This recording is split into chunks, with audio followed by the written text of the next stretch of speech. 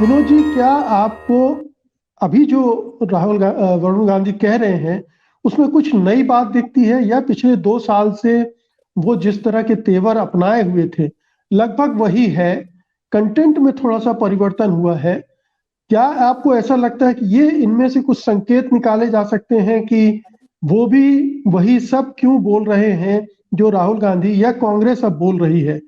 भाषा में कोई समानता, तेवर में कोई समानता इस बात की तरफ भी संकेत करती है कि वो कांग्रेस के करीब आ रहे हैं। देखिए मुकेश जी, जहाँ तक वरुण गांधी के कांग्रेस के करीब आने की बात है, तो कांग्रेस उनकी स्वाभाविक पार्टी है, इसमें कोई दो राय नहीं। वो बीजेपी में जरूर हैं, बीजेपी से वो चुनाव भी लड़े 2009, 2014, 2019 और जीते भी। लेकिन आप अगर उनके पूरे राजनीतिक करियर को देखें, एक 2009 के चुनाव में जो उन्होंने भाषण दिया था, जिसकी वजह से मुकदमा हुआ, फिर गिरफ्तारी हुई, उनकी जेल गए, बाद में छूटे, हाई कोर्ट ने उनको बरी किया, वो सारी चीजें इतिहास में हैं। उसके बाद से उन्होंने अपना बिल्कुल चेंज मेक ओवर किया, अलग तरह का, जिसको रूपांतरण कहिए, जो भी है, और उन्होंने एक अलग लाइन ली हमेशा।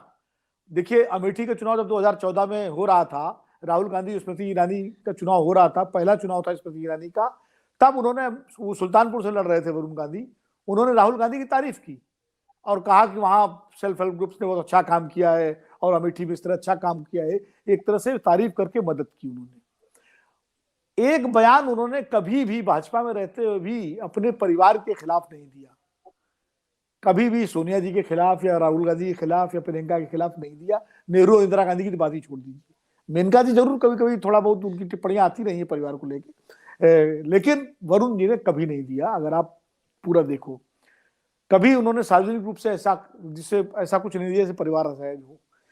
फिर ये सही बात है, पारिवारिक रूप से प्रियंका जी के साथ और उनका बहुत अच्छा संवाद है, तमाम सारे सामाजिक समारोह और कार्यक्रमों में वो लोग मिलते भी हैं।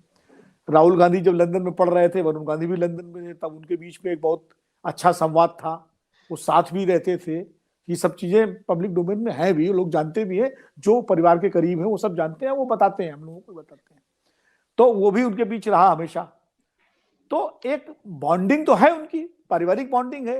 अब जो समस्याएं हैं वो मेनका जी और सोनिया जी के बीच में रही हैं, बच्चों के बीच में तो कोई इस तरह का कोई झगड़ा रहा नहीं है, तो वो सब तो है उनके साथ।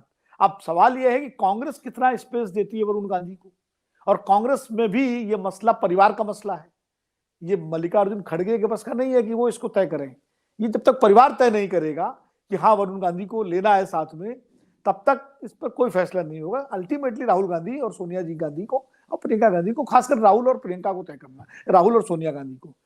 वरुण गांधी जो है इस वक्त अगर आप देखें, पिछले 2 साल 3 साल से तो हम लोग सब, कई सतीश जी भी कह रहे हैं, वो लगातार उनके वो एक अलग लाइन लिए हुए हैं, चाहे किसान आंदोलन का मसला हो, चाहे अर्थव्यवस्था का हो, चाहे बेरोजगारी का हो। और अब उनके बयान, उनके भाषण बिल्कुल लगभग वही है जो राहुल गांधी अपनी भारत यात्रा जोड़ो पद यात्रा में उठा रहे हैं। और यहां तक अब तो हिंदू मुस्लिम वाली बात जो राहुल गांधी ने कही, वही वरुण गांधी ने भी कही, वो बिल्कुल एक ही तरह से। तो कहीं ना कहीं दोनों भाइयों के सुर एक ही हो गए हैं, लेकिन क्या एकजुट होंगे, ये एक यक्ष प्रश्न है। और ये जिम्मेदारी आती है बड़े भाई पर। बड़े भाई पर इसलिए आती है कि पहल हमेशा जो है बड़े भाई को करनी पड़ेगी, परिवार को अगर जोड़ना है।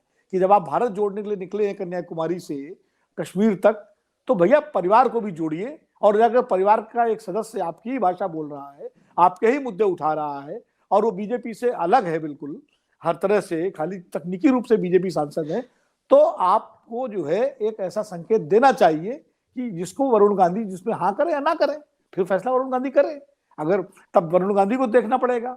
वैसे ये बात जरूर है कि वरुण गांधी से अगर पूछा जाए कि उनकी स्वाभाविक पसंद कौन सी पार्टी है, तो वो कांग्रेस को ही कहेंगे शायद, क्योंकि बाकी सारी पार्टियां ऐसी हैं जो भाजपा के अलावा, चाहे समाजवादी पार्टी हो, चाहे तृणमूल कांग्रेस हो, चाहे आम आदमी पार्टी हो, वहां जाने से उनका कद जो है वो कद नहीं है जो कांग्रेस में बनेगा।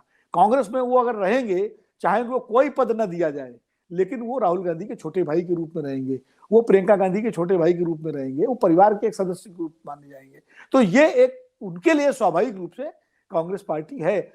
प्रश्न ये है, क्या राहुल गांधी के अंदर कोई असुरक्षा बोध है, या असुरक्षा बोध भर दिया गया है ऐसे मामलों में एक इनसिक्योरिटी भी भर दी जाती है। क्योंकि अगल बगल वाले जो चापलूस किस्म के लोग होते हैं, नेताओं के जो कोठरी होती है, उनको नहीं लगता है कोई ऐसा ताकतवर आदमी आ जाए जो उनकी दुकानें बंद कर दे। तो इस तरह के भी अब भारत जोड़ो यात्रा के बाद राहुल गांधी का जो कद हो गया है, जिससे हम सब सहमत हैं पार्टी के भीतर भी और देश में भी, कि राहुल गांधी के अंदर कोई असुरक्षा बोध होना नहीं चाहिए। अब कोई उनको चुनौती देने की स्थिति में न पार्टी में है न बाहर है। इसलिए वरुण गांधी अगर कांग्रेस में आते हैं, जैसा सतीश जी ने कहा, तो उत्तर प्रदेश में जब कांग्रेस के पास कोई चेहरा और नेता नहीं है, प्रियंका गांधी का प्रयोग आप देख चुके हैं, तो वरुण गांधी को अगर उत्तर प्रदेश की जिम्मेदारी दी जाए तो मुझे लगता है अगर कांग्रेस का थोड़ा बहुत जो भी रिवाइवल हो सकता है तो वरुण गांधी जैसे व्यक्ति के हाथ में कमान देने से हो सकता है। लेकिन फिर वही कि ये असुरक्षा बोध का जो मामला है, ये इससे ऊपर उठना पड़ेगा कांग्रेस नेतृत्व को, राहुल गांधी को, सोनिया जी को, प्रियंका गांधी को, पूरे परिवार को। पेच यहां फंसा हुआ है जी।